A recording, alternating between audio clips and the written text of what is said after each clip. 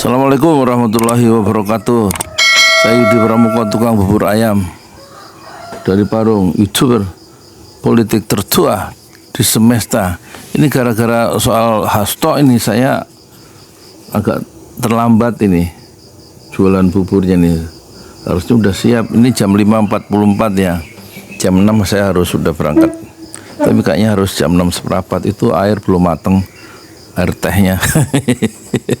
Jadi kemarin Prabowo itu ada dua peristiwa penting ya. Prabowo itu melantik kepala daerah, jumlahnya 900, kalau nggak salah 961, dan mereka akan memimpin di 481 daerah di Indonesia.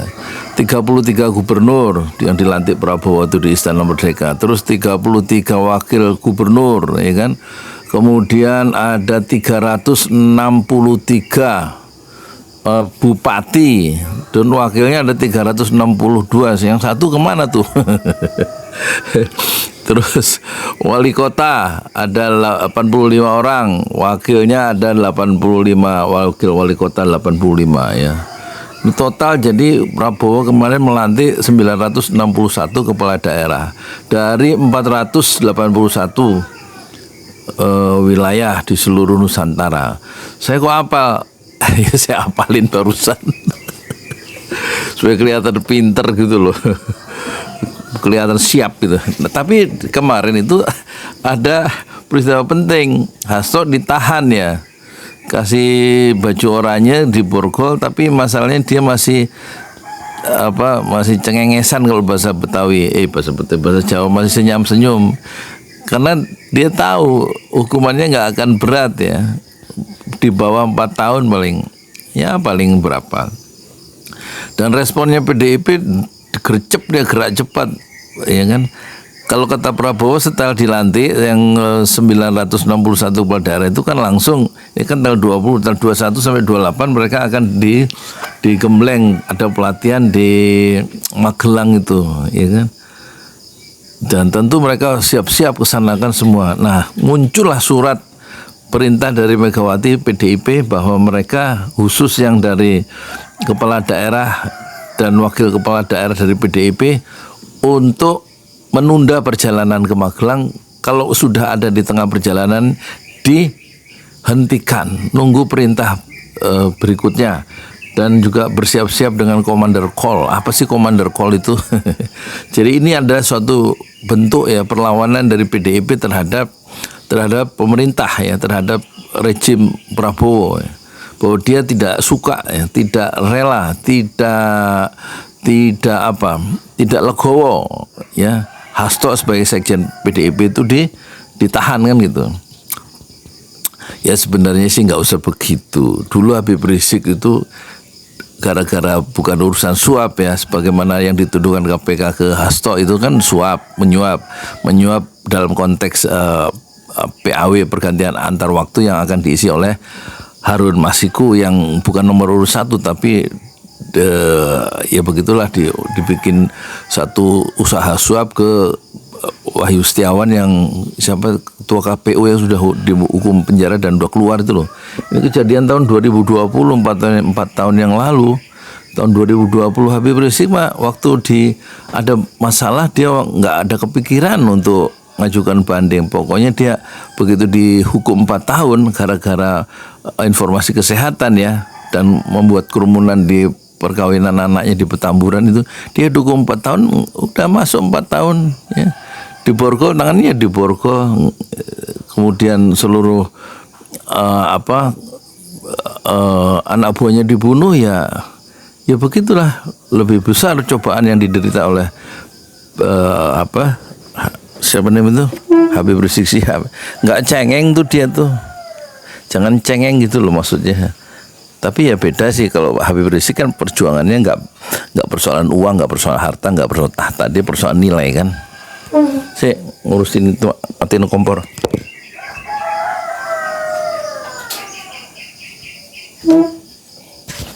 Kalau Hasto kan persoalan kedudukan, persoalan jabatan, persoalan suap menyuap, soal obstruction of justice itu. Bahasa Inggris itu merintangi usaha-usaha penyidikan yang dilakukan oleh KPK.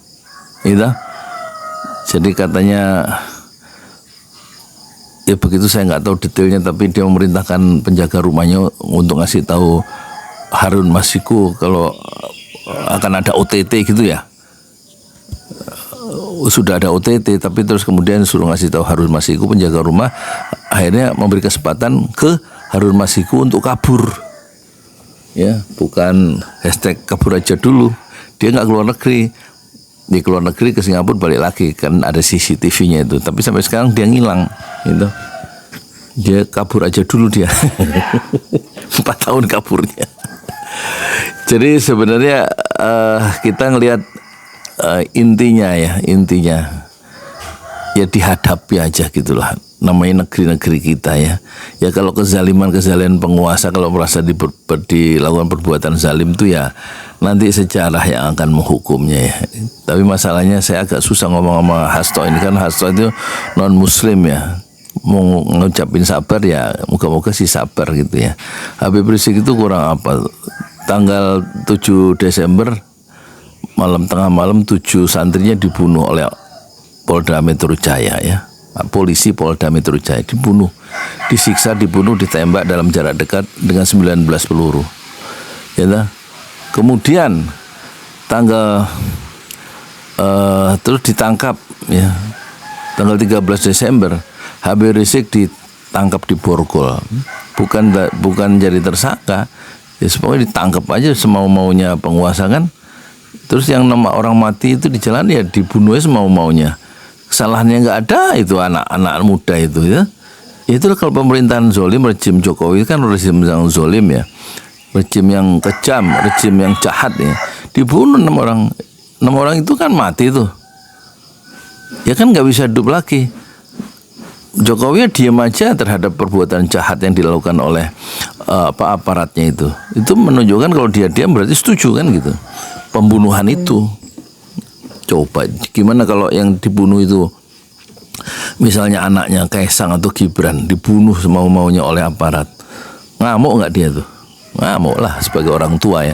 Tapi orang tua mana itu kan orang-orang lemah, orang-orang biasa. Hanya dia mengangkat tangan dan berdoa ya ke langit ya, memohon keadilan dengan kesabaran yang sangat tebal ya, penuh dengan keimanan yang sangat kuat menghadapi cobaan yang begitu besar. Anak-anak tersayang itu dicabut nyawanya dengan cara yang zalim, ditembak oleh polisi-polisi yang jahat itu. Hasto nggak sampai dibunuh kan? Ya nggak? Anggota BDIP nggak ada yang sampai dibunuh, cuma di Borgol doang, dan masih senyum-senyum karena dia tahu hukumannya nggak terlalu berat ya. Ya suap menyuap, korupsi aja cuma 3 tahun 4 tahun menurut keterangan dari ICW ya. Rata-rata koruptor itu dari 791 kasus itu yang ada sampai Desember 2023 itu rata-rata koruptor itu dihukum cuma 3 sampai 4 tahun average rata-rata. Bukan menurut saya, menurut Indonesia Corruption Watch. Makanya baca itu. Ya saya biar ketua bubur yang baca rek, ngerti persoalan-persoalan sedikit, nggak banyak ya, analisanya ya sedikit-sedikit ini, tapi ya bacaan nggak benar juga. Nah kemudian respon dari PDIP kan sangat keras itu ya, langsung dibuat surat ya supaya seluruh anggota kepala daerah dan wakil kepala PDIP menyetop perjalanannya. Itu satu bentuk simbolisasi perlawanan terhadap rejim yang dipandang tidak adil oleh Megawati, oleh PDIP dengan menahan Hasto ya. Ya jangan gitu, dijalani aja. Habib Rizik itu setelah ditahan kemudian tanggal 13 Desember 2020 ditahan ya dengan cara yang zalim kan. Ya bukan tersangka, bukan koruptor, bukan orang yang berbuat jahat. Kemudian tanggal 30 Desember alat perjuangannya itu Front Pembela Islam, organisasi yang sudah dibangun 1/4 abad itu dibubarkan. Ya kan? Dibubarkan tanpa lewat pengadilan. Diumumin aja di media gitu. Ya kan? Kemudian 24 Juni ya kan? Setengah tahun kemudian 2021 Habib Rizik divonis hakim masuk penjara 4 tahun hanya urusan bikin kerumunan dalam perayaan Maulid apa Isra Mi'raj itu di Petamburan. Saya pernah dulu ngaji di Petamburan setiap minggu pertama ya, jam 6 sampai jam 9. Jam 9. Saya berangkat dari Parung jam 6, nanti jam 8 ya, jam 9 udah sampai, nanti sampai jam 12 ya. Ya kan? Urusan informasi kesehatan bisa masuk penjara 4 tahun, sementara ya adanya kerumunan, dan juga kerumunan itu kata polisi Polda Metro Jaya waktu tanggal 13 Desember dia alasannya ditahan itu karena tersangka yaitu Habib Rizik itu membuat kerumunan, melanggar protokol kesehatan zaman Covid. Ditahan gara-gara itu, bukan karena obstruction of justice, bukan karena gratifikasi, bukan karena korupsi, bukan karena menyuap ya untuk mendapatkan tahta, harta dan jabatan. Enggak, hanya soal dia Habib Rizik suka mengkritik dengan sangat keras dan terbuka dengan jujur kepada pemerintah rejim Jokowi. Itu pemerintah marah kira-kira begitu aja. Dan segala cara dipakai. Lambung cuman kerumunan aja bisa masuk 4 tahun penjara karena informasi kesehatan. Coba masuk akal nggak itu? Kan kagak ya. Jadi menurut kita Hasto ya sabar aja, diikuti ya, itu ya begitulah pemerintahan kita. Rejim Prabowo dengan segala kekurangannya, dan banyak kekurangannya sih. Yaitu rejim yang kita pilih, kan Anda yang milih juga Prabowo kan. Ya, yang milih Gibran Prabowo siapa? Ya kan, ya Anda juga kan. Sekarang banyak melakukan deviasi ya, penyalahgunaan kekuasaan atau ketidakadilan dan lain-lain, terlalu banyak ngomong doang ya, membela pemerintah ini ya, tapi nanti kita lihat ya, itu juga pemerintah kita yang kita pilih ya, sudahlah, kita harus siap ya menderita 5 tahun lagi. Setelah 10 tahun itu kerjaan susah, banyak pabrik tutup, banyak orang kena PHK, ekonomi nggak tumbuh. Kita lihat 5 tahun ke depan, kayaknya sih Indonesia gelap. Assalamualaikum warahmatullahi wabarakatuh. Ini Masjid 6 Syuhada lagi dikunjungi sama Ketua Hilmi. Modal awalnya berapa Pak Yudi Pramuko? 750.000 rupiah aja. Jadi ini 500 jutaan nih barang. Sekarang udah habis 310. Masya Allah, tuh udah pakai keramik, laponnya tinggal. Granit tuh kayak marmer. Tuh. Masya Allah nih, sampai juga kita ke sini. Masjid 6 Syuhada, ngapa namanya Masjid 6 Syuhada ya, Pak Yudi? Kita mau mendokumentasikan perjuangan dakwahan nama anak muda pengawal Habib Rizik Syihab itu. Masya Allah. Yang dibunuh sama orang jahat di kilometer 50. Kilometer 50 ya. Itu kan simbol memperjuangkan dakwah itu kita harus memberikan segalanya untuk Islam kan ya. Masya Allah. Dan nama anak muda itulah yang sudah memberikan segalanya untuk Islam. Masya Allah. Nanti nama pemuda itu ada juga di sini mungkin diterapkan. Mungkin namanya 6 Syuhada. 6 Syuhada ya. itu, 6 Syuhada dipasang di sini, 6 Syuhada. Bip Ali, apa yang dikomentarin dari ini semua, Bip Ali? Masya Allah, luar biasa. Dari uang 700.000, kalau pengen ternyata bisa. Bisa. Allah kirim. Tuh, bisa. Ya, dengan masuk satu gang kecil, tapi Bapak ini luar biasa. Kecil tuh. Masya Allah. Satu call aja. Masya Allah. Perjuangan Pak Yudi Pramuko, YouTuber sejagat paling tua. Tertua di semesta. Tertua di semesta. Masya Allah.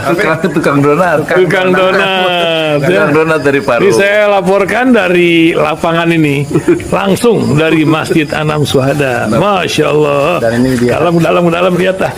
Tuh lihat tuh masjidnya. Tuh imamnya situ tuh. Malam lagi kita. Masya Allah. Masih kurang nih. Atapnya katanya transfer aja dulu. Masjid 6 Syuhada sebentar lagi selesai. Dinding lubang angin sebagian sudah terpasang, lantai 2, dan kemudian plafon termasuk lantai bukan keramik, granit 150 dus bersama tiang-tiang yang ada 16 setinggi 4,5 meter. Kemudian finishing terakhir adalah tangga menjebol atap ya, lantai pertama untuk masuk ke lantai 2. Inilah Masjid Enam Syuhada. 2,5 tahun lalu dimulai pada 2 Agustus hari Senin 2021. Tinggal sedikit lagi insya Allah, dan lantainya dari keramik, bukan keramik, granit, sudah diresmikan lantai pertama. Nanti lantai kedua lewat sini tangganya jebol untuk masuk ke lantai 2. Inilah Masjid Enam Syuhada yang sangat megah karena dari bahan-bahan pilihan kualitas nomor 1.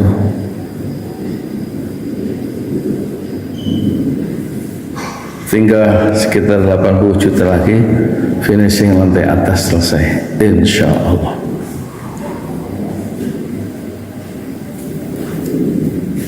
Ya, inilah Masjid Enam Syuhada yang sangat bersejarah, ya,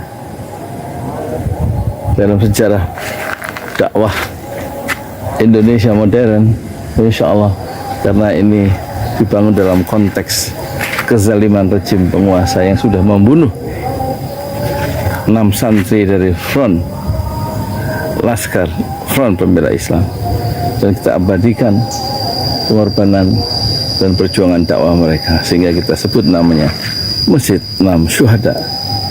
Mereka mengawal perjalanan dakwah gurunya Habib Rizik Syihab, dan mereka dicegat oleh orang-orang jahat di kilometer 50. Saya Yudi Pramuko, tukang donat dari Parung Juber, tertua di semesta Fasbir Sabrun Jamila. Bersabarlah dengan kesabaran yang indah. Assalamualaikum warahmatullahi wabarakatuh.